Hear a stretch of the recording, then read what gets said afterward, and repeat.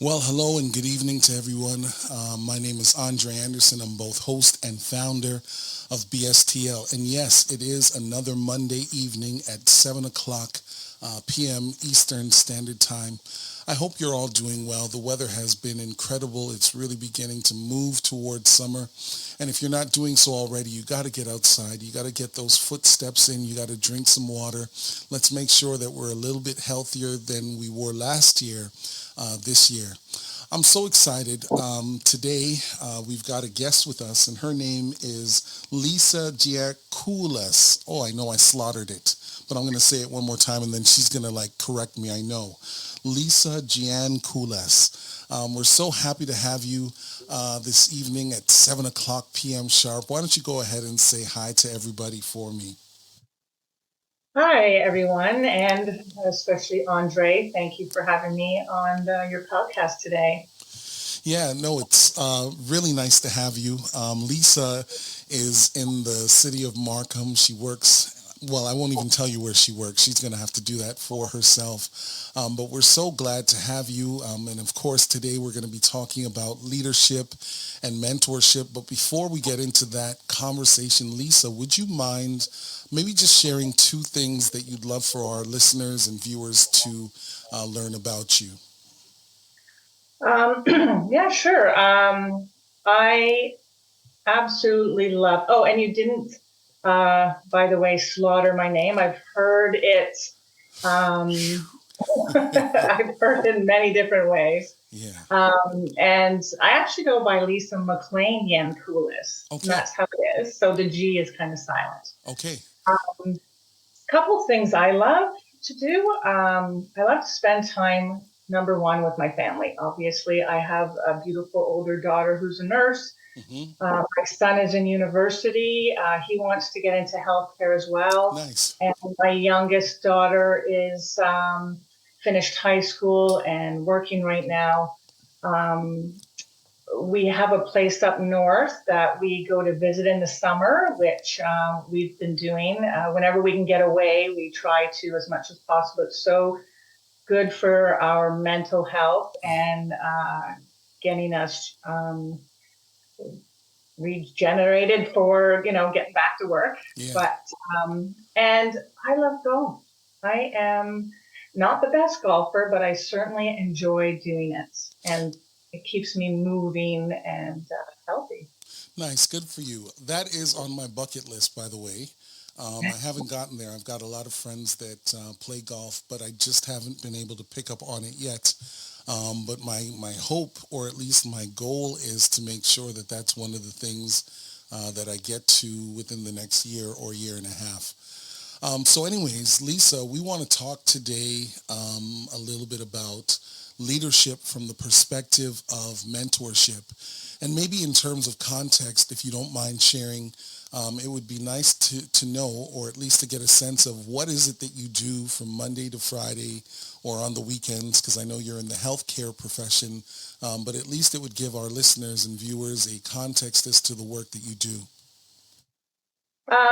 Yes, so I'm a registered nurse. Hmm. I graduated in '98, so 25 long years in a profession that I love. I love working with people and I love helping people.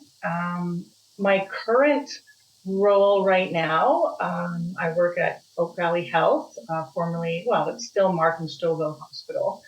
That's the site that I work at. I work in surgery and I do quality improvement. So I lead many different teams in quality improvement, looking at surgical site infections, urinary tract infections. So we want to reduce all of our rates in those um, categories. We've actually won meritorious award in the last 5 years, so very excited about that. But as you know, in my past roles, I'm also right now actually a hip attack research co-investigator also at the hospital. But I've been a facilitating nurse. I've led several corporate um, programs. I've introduced a couple of new roles, and I started out as a bedside nurse. So Mm. really have had a um, expanded and broadened view of all sorts of different roles in the hospital.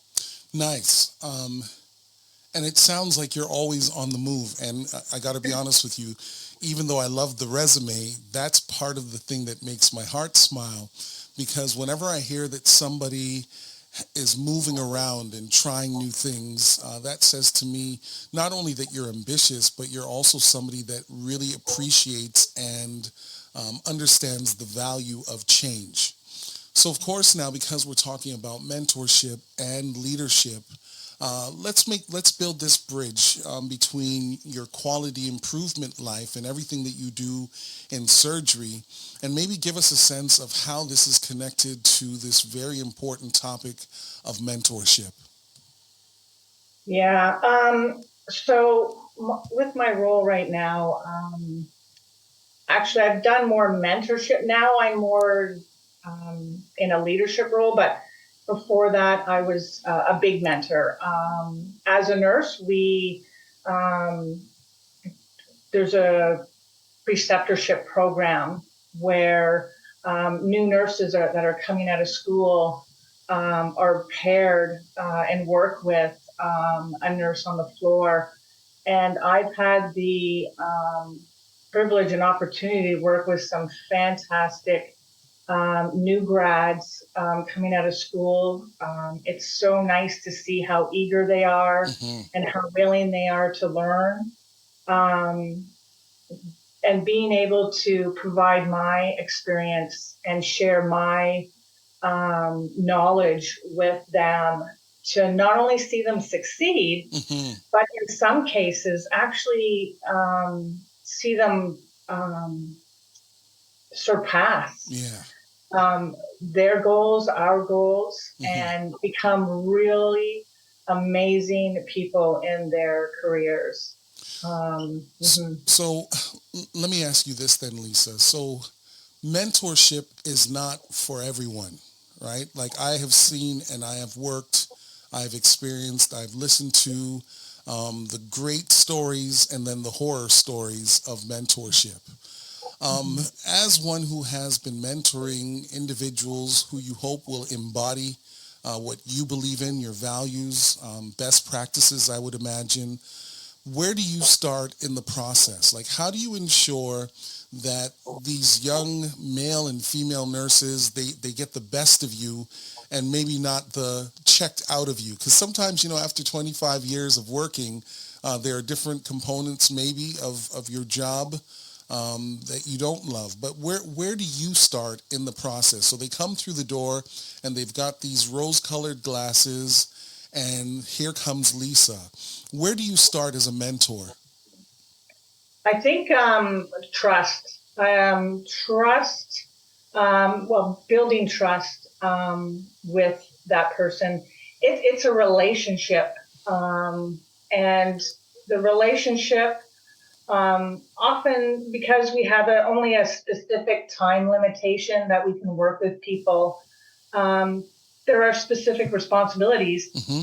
that, as a preceptor, we have to clearly outline with them. Mm-hmm. We need to know what their goals are. And it has to be quick.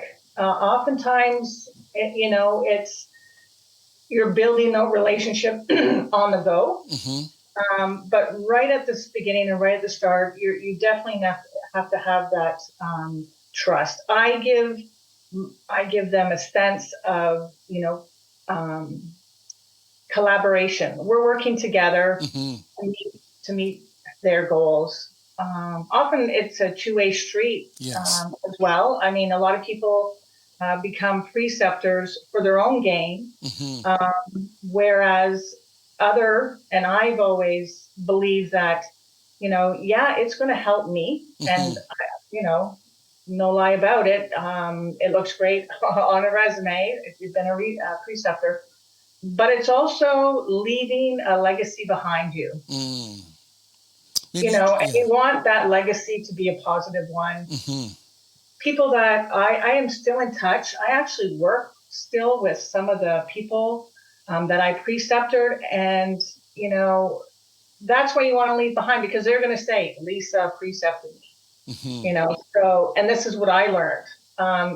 It's like when you give somebody a review for a Yes. resume, Hmm. it's the same thing. You want to be able to provide um, everything you have to that person that's going to build them up, and leave something behind. Right? You want nurses who are going to care for people, who are going to Hmm. care for my children, who are going to care for my family. You Right. want the best of the best. So you started off with trust. Now, in the Yeah. world of the hospital world and nursing and doctors and all kinds of specialists, you started off with trust, not compassion, not anything else. And it's not to say that trust is not a good one or a big one, but why is trust so important in this mentoring bilateral work experience? Why is that so high up on your list? I think because um, if if you don't have that trust, Hmm. how would anybody um, believe what you're saying to them? Mm. You can have 25 years under your belt, Hmm. and if you don't have that trust, and self trust, I have to have my own self trust Hmm. to prepare for this relationship. I have to be able to look inward Hmm. and show up fully, Hmm. uh, and they have to believe that I have the capacity to help them learn and grow. Hmm. Um, and I just don't think, I think things would go downhill if you didn't have that. I mean, even when I've come across, and I've had some mentees that were, I've seen some mentees who were, scared, and they didn't do well because their preceptor, there was no trust, there was no building of that special relationship, um, and like, so I mean, to create that trust and have empathy, I think is Hmm. also important, Hmm. and understanding from where they're coming from. I've seen some bad outcomes. I really have. But even when my mentee is not doing well, Yes. and is struggling, Hmm. to be able to have that, compassion and really that trust to say, hey, look, I will help you along. You're struggling now. Here are some strategies that we can work together on. Trust me, we'll get through this together. They've Hmm. worked so hard to get to that point that, Right. you don't ever want to see anybody fail. Okay, so Lisa, let me push a little bit further in on this part of the conversation. So trust, sometimes it happens organically. Sometimes a sequence of events almost force something to happen in an unnatural way, but it works out long term. Where where does vulnerability tag in with trust, right? So like when somebody comes into a room with you, let's just say I'm a nursing student. You've kind of got me at a disadvantage because you've got to say something meaningful in a positive way. So to some degree, I might tell you everything that you want to hear, but maybe the vulnerability helps to build the trust. So the vulnerability on the part of the mentee, Hmm. um, yes, they're new. Um, but I think showing them, I mean, it's, you know, being able to see my confidence, being able to demonstrate and show, Hmm. um, because you're a coach as well Hmm. as a mentor. Coach and mentoring are very similar. Hmm. I think if they can see and hear from others, they're watching you, Mm-hmm. and they can see the confidence. Mm-hmm. And you need to have confidence. You have to have the expertise. You Mm-hmm. have to be um, very knowledgeable. Mm-hmm. And I think when you are in your day to day on the floor or Mm-hmm. day to day, job, and someone's watching you, they need to be able to see what you can do. Okay, so So you're almost vulnerable. You're also vulnerable. Not only the mentee is vulnerable, but you are too, because you're opening up yourself and you're opening up yourself for someone to see how knowledgeable you are, how confident you are, and whether they want to trust you. yeah, and It's a two-way street, right? yeah, and I'm glad you said that, right? Because I think that again, their vulnerability and yours as a mentor, they have to intersect at some point in the journey, whether early on or by the time you get to the end of this tour of duty over several weeks, and then maybe they transition and they have to be mentored by somebody else. But I want to pivot a little bit, Lisa, and I want to ask this now because, sometimes those that we mentor, when they leave our purview or, when they leave our instruction, they may not continue on with what they've been taught. And I'm sure that you've been working, in your setting long enough to know that there have been some individuals that they did everything that you told them to do, and you were very optimistic about them. And the moment they graduated, whether they went on to work where you are, or maybe they went somewhere else and you heard how they're doing, you're like, oh, what happened to that person? How did they become all of that when I gave them all of this? How are you helping to build the bridge between the classroom setting and the floor setting? Because they're two different settings, right? On the floor, it's real patience, some autonomy to some degree. But in the classroom, you may be, to some degree, able to control what the process looks like. But how are you ensuring that they are leaving and embodying what you're trying to teach them?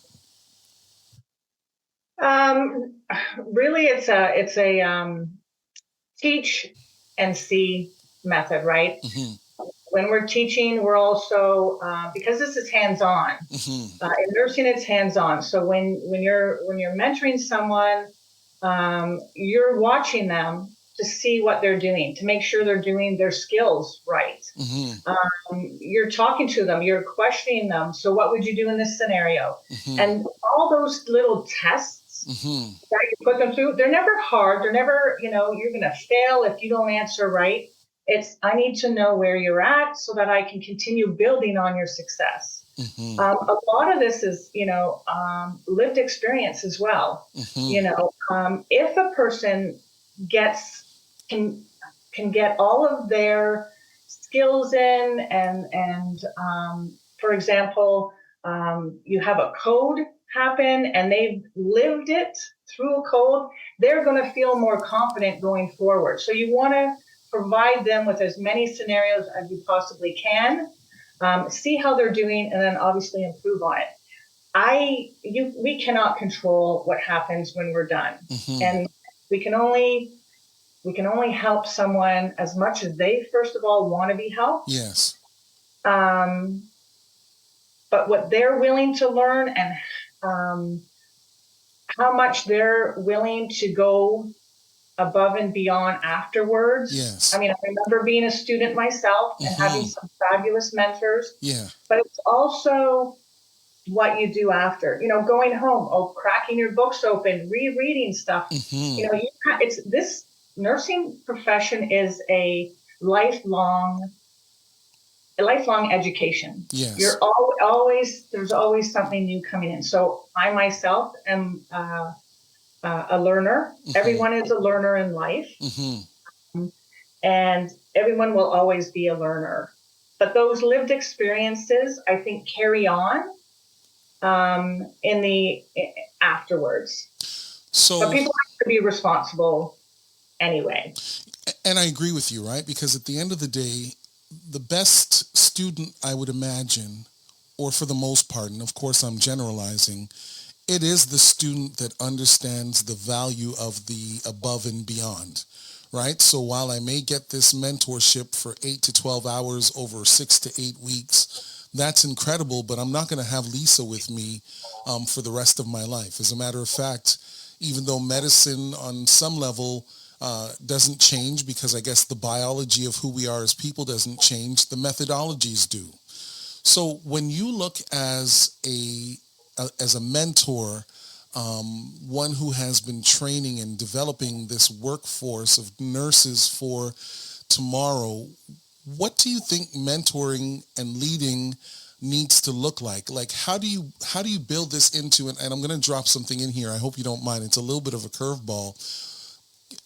I'm big on strategic planning, right? I don't know that organizations put enough money into strategic planning. I mean, we put it into the infrastructure, the building and getting more equipment and technology. All of that's good. But really, it's the people, it's the human resources that drive everything, that implement everything. Going forward, when you look down this street called the future of the healthcare system from a mentoring and leadership perspective, what do you want to see happen, or where are some of the deficiencies that you think we may need to take a look at and be much more intentional with? Great question. I I feel that if we want to see, the nursing profession continue to succeed and get better, Mm-hmm. there has to be passion. We have to Mm-hmm. create excitement Mm-hmm. around nursing. A lot of times you hear, I've heard other nurses tell, their that they tell their children not to go into nursing. Don't go into nursing.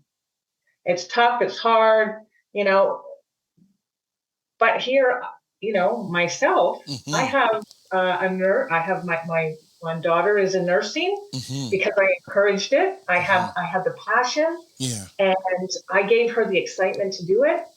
My son is going into medicine, Mm-hmm. and so he's got that excitement. Um, but I think leaders going forward have to have the ability to, you know, hold people accountable Mm. in individual actions, the Mm-hmm. style of their leadership, Mm-hmm. the values they hold, behaviors. Mm-hmm. We need to ensure that our leaders are role models Mm. for nurses coming up. We have to, I think, honestly, I don't Mm-hmm. see any advertisements on the TV Mm. about nursing and Right. how great nursing is. Why I like honestly, I think if we that would be a great strategy to put forward is to showcase nursing, Yeah. not in the heavy workloads that we do and Mm-hmm. because you can get around that. You can still work and I still see nurses, great nurses I work with who provide wonderful care with heavy Mm-hmm. nurse loads, with a busy day, sometimes without breaks. Mm-hmm. But we need to showcase, how great it is and advertise, I think, advertise for it. Not a 2-minute clip on the radio you hear, we Right. need more nurses or, Right. really, like, let's show some commercials about, let's hear from actual nurses who are passionate and who love their job. Yeah, and I'm glad that you said that, Lisa, because, as one who was hospitalized at the turn of the new year, I was in the hospital for about 8 days because I had this diabetic thing that I was struggling with, but I'm thankful that it's gone now. But the reality is the doctors, they come in, and I promise you, I'm not diminishing the role and the contribution of doctors, but the doctors, they come in for a few minutes. They let you know a little bit of what's happening based on your blood work and so forth, and then they're gone. Like they're going from person to person and bed to bed. But a majority of the bedside assistants, and bedside manner, it is the nurses, right? They come in to check on you, to check your bags, to check your machine, to just say hi, see how you're doing, give you your medication. And the other side of it too is they're also creating a conversation that lifts you while you're sitting in the bed. And that is an art in and of itself. It may not be scientific, but it is definitely an art to being able to come and see somebody who's half dressed, with a bunch of heavy towels over your body and still allow them to feel a sense of dignity within themselves while they're getting better, hopefully. But you also did say another thing. And I'm glad that you used the A word, and the A word is not a cuss word, it's the accountability word. I think that in this mentoring process, Lisa, there's got to be more accountability, generally speaking, from the bottom up to the top down. Sometimes there are some expectations that we have as leaders that are not fair on those that we are mentoring. We expect them to be tremendous. We expect them to be catalysts and so on and so forth. But we ourselves, we haven't been catalysts in a long time. And so they get the rest of us because maybe we're experienced and we've been doing something for a long time. But I'd love to see that happen more, this accountability thing. Do you want to expand a little bit more on that? Yeah, I agree. Leaders are in the position to make change. And those changes affect many people, processes. The end point of it is how it affects, obviously, the patient. And if a mistake is made, I mean, a good leader knows that, okay, so we tried it this way, we need to, I like the PDSA where, you try things, you see if it works. And if it doesn't, you go right back and you try a new way. Not let's just forget about it. Yeah. As probably the base reasoning for doing the change in the first place, you can't give up on it. You have to keep trying and trying, and professional nurses are in excellent positions to provide leadership. Yes. In their work setting, professional associations, in the community, and the society at a large, really. Yes. They have excellent communication skills. They can work collaboratively with others. We work with PT, OT, pharmacists. A sense of service to others yes. is key. Yes. Well-established credibility. Nurses are it's a credible profession. Yes. The commitment to high quality patient care makes them excellent candidates to provide, much needed leadership. Yes. And I think that's why we do see a lot of past nurses in leadership positions.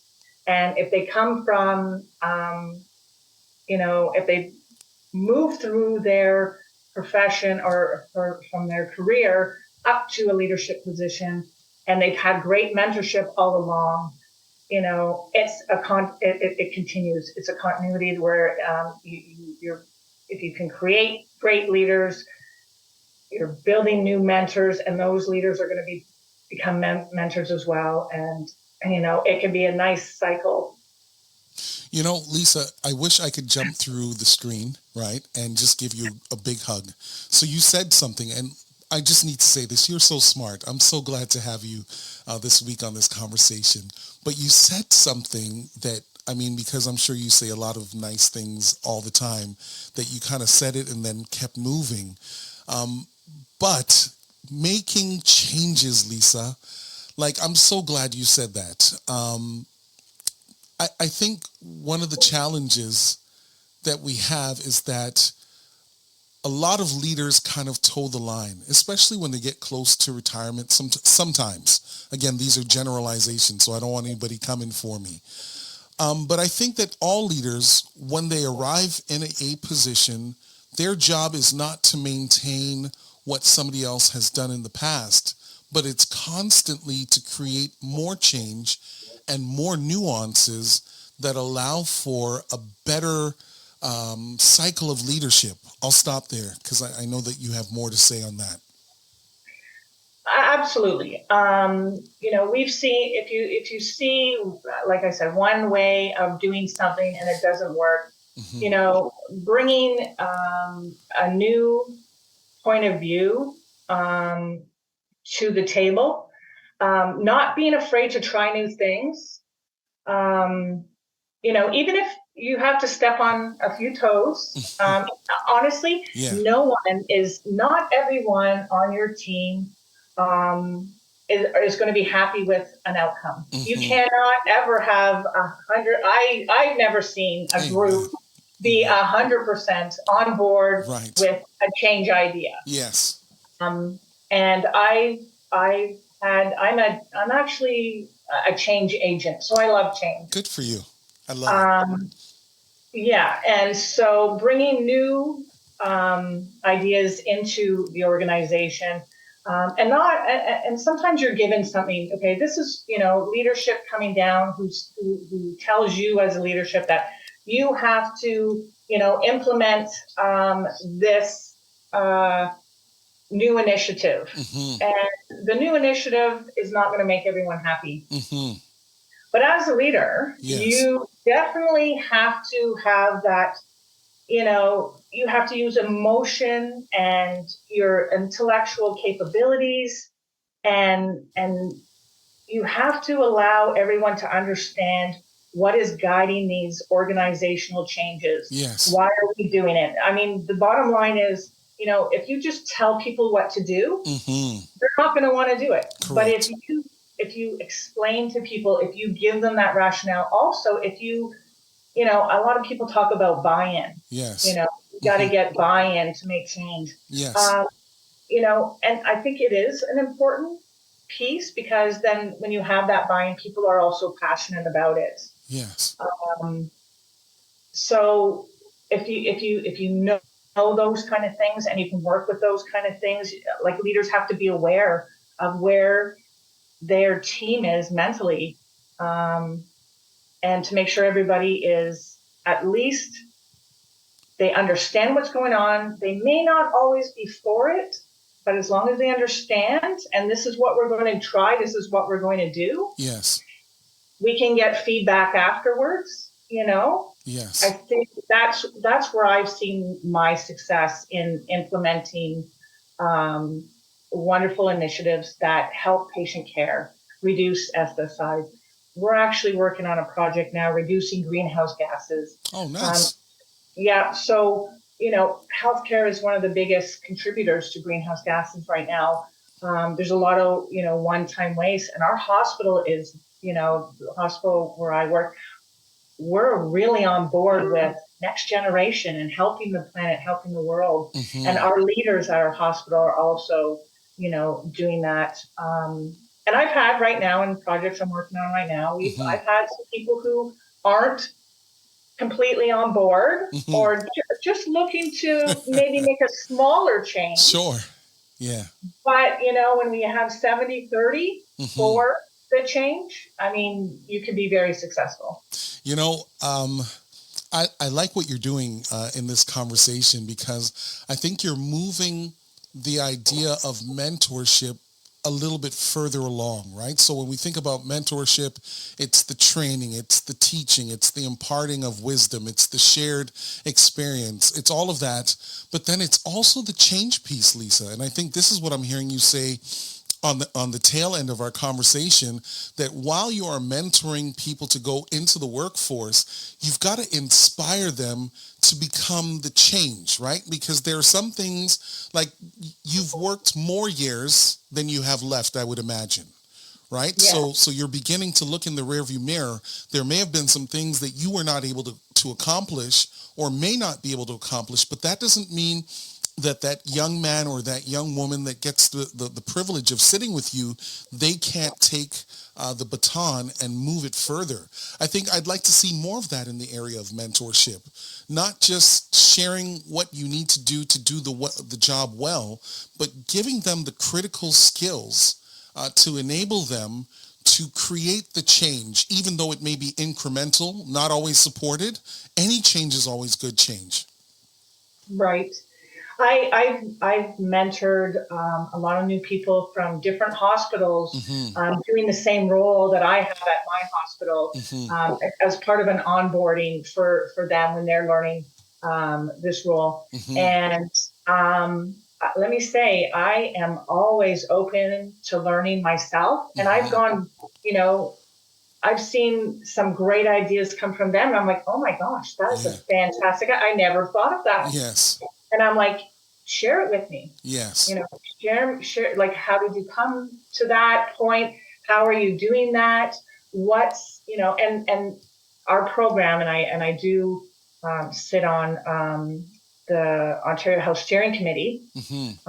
of Ontario Health. Mm-hmm. And that's one of the things we talk about is sharing ideas from hospital to hospital, making sure that each organization shares their successes with each other. Right. And we do this through a group of nurses, and we have meetings, we talk about what's working for us, what's not, and we Mm-hmm. take these ideas back to our team. So having an open Yes. mind to Yes. change, you have to be willing to listen, Yes. really. Communication, listen to other people, because you don't have all the answers. Correct. You'll never have all the answers. Never. So, Lisa, I would love for you, if you don't mind, we've talked about a lot of different things. We started off talking about mentorship, and then we started to talk about change and strategic planning, and now best business practices. It's all part of mentorship, by the way. Is there a takeaway or two that you would like to leave us with as we end our conversation today? Oh boy. I'm so glad I'm not on your seat today, because you said so many profound things.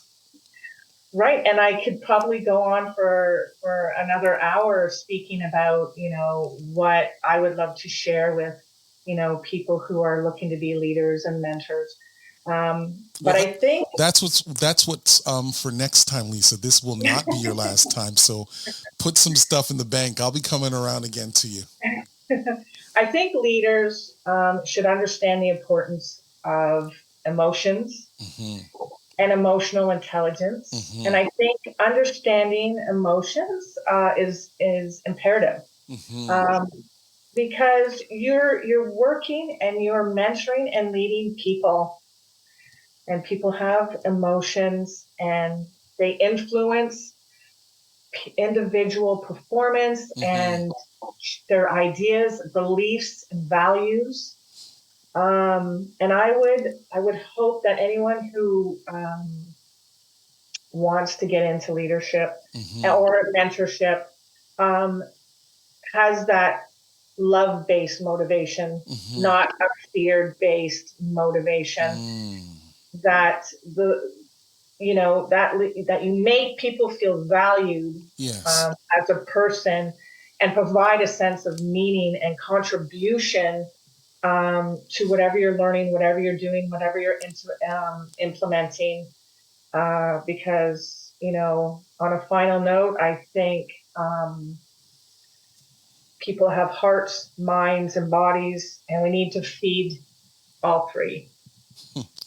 Oh, wow. Lisa, let me just say, first of all, thank you for joining us. This has been a really great conversation. I wish you could see my scratch pad over here. Like, I'm writing feverishly, even though I know that I can go back and record it, but this has to be etched in my mind. And I think that you've landed the plane at the appropriate spot, and that is love mentorship over fear mentorship. We want people to succeed.